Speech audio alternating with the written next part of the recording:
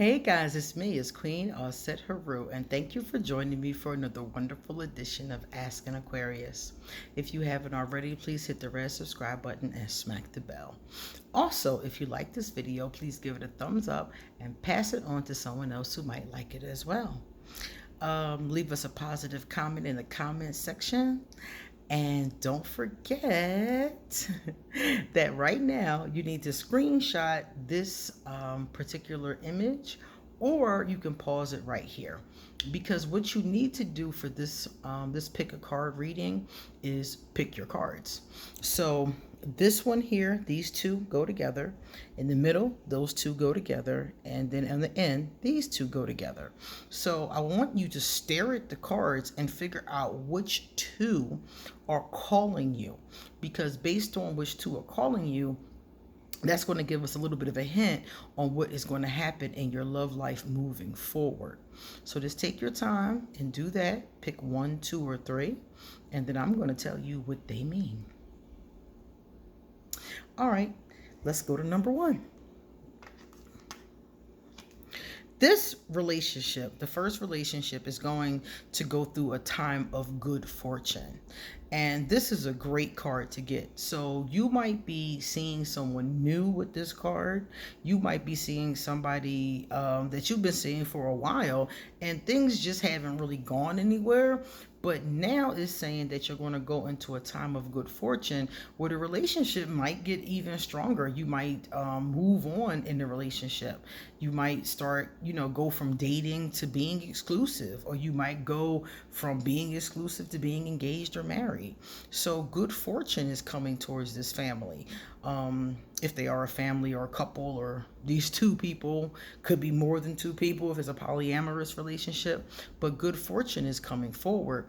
And this is a good thing because it also sometimes carries with it financial blessings to a couple. So you might also find that not only is your relationship better, but maybe your money is better, maybe your flow is a little bit better, and you can do a few things that you couldn't do before. So this whoever picked number 1, you picked a great one because good fortune is coming towards your relationship. Now let's see what message you got on top. Transformation. So for some of you, your relationship with one another is about to deepen. See, that's what I was talking about before. Love conquers and transforms all things. So if you pick number 1, there's a good possibility that your relationship is transforming, like I was saying before, but for the positive, getting deeper, conquering, transforming, making things better. So this person that picked number 1, your relationship should be going in a better direction. And if your relationship is not going in a better direction, you are seeing the wrong person. Seriously, because your vibration wants to have good fortune and be in a transformative relationship, and you're not. This is where you actually belong.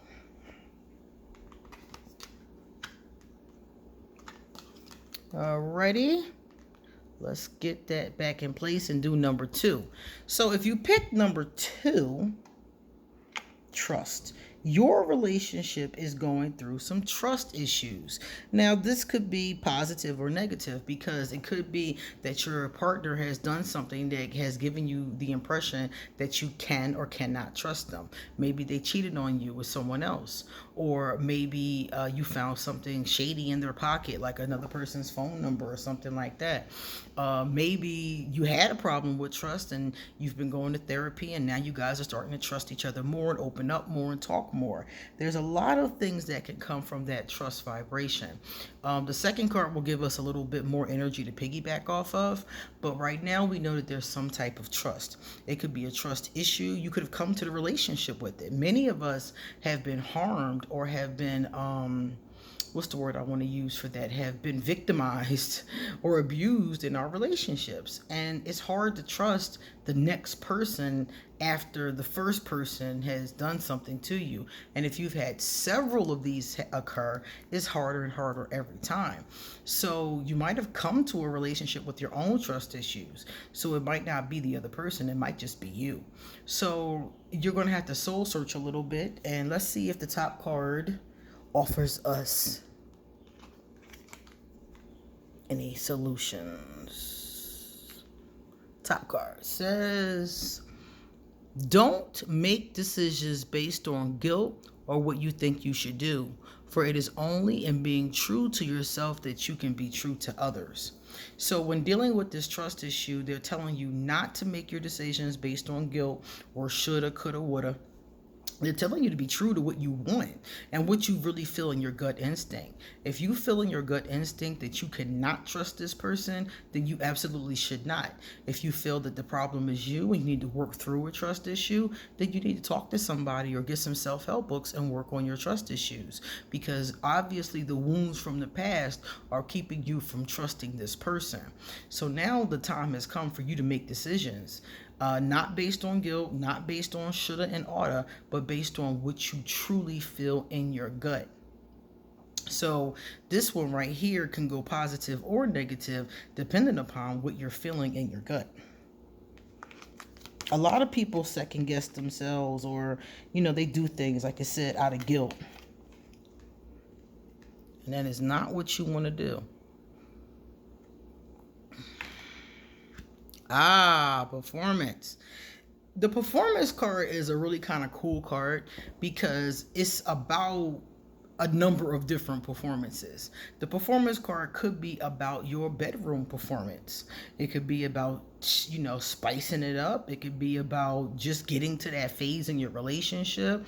It could be about being uncertain about your performance. Not sure if you want to perform yet, if you just met each other and you could be nervous about it. It also could mean that there's something that needs to change with your performance. Maybe there's some type of a problem, such as erectile dysfunction or something like that. You might also want to be the performance. You might want to do, video or, pictures or something like that. Some people get very, into doing that kind of thing. So that could be what it is. So performance gives us a number of things. Also, maybe you should go on a little date night and go see a performance. So performance comes up in a lot of different ways. Now this card says, look deep within your heart and you will feel my love. For my love for you is as deep as the ocean. So another thing that we can get from this one is maybe you need to demonstrate your love, because I see in this card that the person really loves the other person, and then you get performance. So the first thing that comes to my mind is, are you showing them? Are you declaring that? And if it might not be them, it could be you. Are you seeing someone that you're really feeling, but you haven't demonstrated to them that you're really feeling them? Maybe you're afraid of getting your feelings hurt. Maybe you're afraid of being too thirsty. I hear people say that all the time. Oh, you being too thirsty. If a person thinks you're being too thirsty, that's not the person for you. So be thirsty. Be thirsty. Don't not show do not show affection or interest because you think it may make you look thirsty. If you care about this person, let them know, declare it. And if they don't feel you and they say no, then it's no. But at least you got it out there. Don't hold that energy in like a lot of people will do from fear. It's really just fear. So when I see this card, it makes me wonder, is this person showing? Words are one thing, people. Talk is cheap, to be honest with you.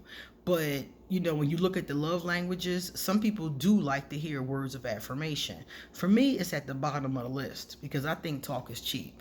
I do like, positive affirmations and, words of affection. Everybody loves that. But I need to see action coupled with it. So if you're coming to me saying, I love you deeply, I need to see that. You can't just write that in a Hallmark card and think that, I'm going to be like, falling all over. I need to see it demonstrated in your behavior, the way that you speak to me, the way that you show up in a relationship.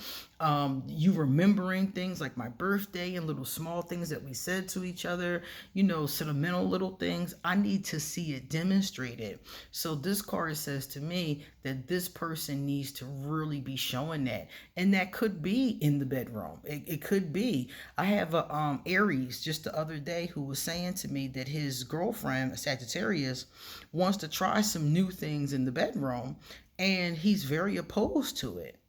And I was like, well, why are you opposed to it? And in a situation that comes up maybe with this card, he could be afraid, he could feel silly or something like that.